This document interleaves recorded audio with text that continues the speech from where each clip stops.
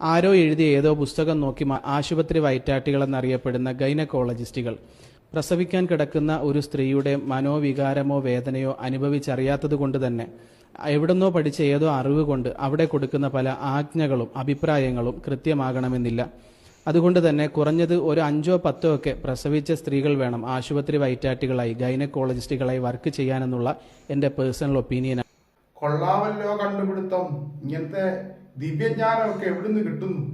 താങ്കളുടെ ആഗ്രഹം പോലെയാണെങ്കിൽ നാളെ തൊട്ട് കഞ്ചാവ് വീർക്കനെ ഡി അഡിക്ഷൻ സെന്ററിന്റെ മേധാവിയായിട്ടും